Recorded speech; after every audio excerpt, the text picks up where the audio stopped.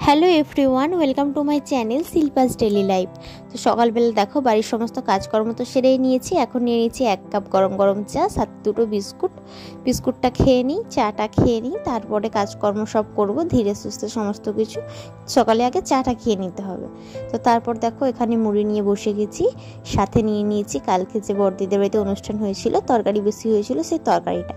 আর এইদিকে দেখো পুজোর সিন্নি প্রসাদ, যেহেতু সত্যনারায়ণ পুজো হয়েছিল তো সেই সিন্নি প্রসাদ আর মিষ্টি দিয়ে গেছে বড়দি। আর এইদিকে নানপুরিও দিয়ে গেছে অনেকগুলোই, যেহেতু বেশি হয়েছিল রেখে দিয়ে এগুলো। আর আজকে এখনও পূর্ণিমা আছে, কিন্তু আর বড়দিদের বাড়িতে নিমন্ত্রণ আছে, কিন্তু কী হবে বিকেলবেলা দেওয়া হয়, যেহেতু কাজে যাবে বা সকালে যাবে, তো সেই জন্য মাছগুলো ভেজে রাখছে যাতে ও মাছগুলো নিয়ে যেতে পারে।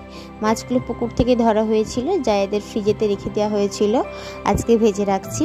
আর দুপুরে দেখো বড়দিদের বাড়িতে নিমন্ত্রণ ছিল, সেখানেই খাওয়া দাওয়া করতে বসে গেছি। ডাল ছিল, আলু ভাজা, পটলের তরকারি, নিরামিষ খাওয়া দাওয়া। এখন দেখো বাজে প্রায় 5টা, আর আমি এখন চলে এসেছি ছাদে। বেশ হাওয়া দিচ্ছে, জামা কাপড়গুলো মা তুলে নিয়ে চলেই গেছে, কারণ কি কিছুক্ষণ আগে বৃষ্টি পড়ছিল সেই জন্য। আর দেখো আমার হাতে রয়েছে একটা মাত্র লিচু, কারণ কি কলেজে স্যারেদের কাছে লিচু হয়েছিল, কয়েকটা লিচু দিয়েছিল আজকে আমাদেরকে, কাল কলেজে দিয়েছিল। তো কয়েকটা ক্লাসে বসে খেয়ে নিয়েছি, ব্যাগে দেখলাম 2 পিস পড়েছিল, একটা খেতে খেতে উপরে আসলো আর একটা আছে হাতে। তো শুকিয়ে গেছে যেহেতু ব্যাগের মধ্যে ছিল, চলো ওটা খেয়ে নিই।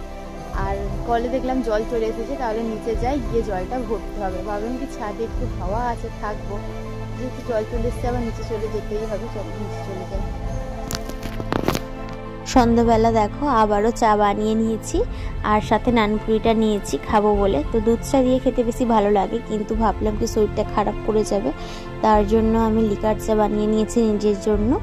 আর রাত্রিতে দেখো দেওর আজকে কাজে যায়নি, কাল সকালে যাবে। আর যেহেতু বাড়িতে আছে ভাবলাম যে একটু আলু চচ্চড়ি বানিয়ে ফেলি, কারণ কি দেওর আলু চচ্চড়িটা দিয়ে মুড়ি খেতে বেশি ভালোবাসে, আর মাছ ভাজা দিয়ে খাবে।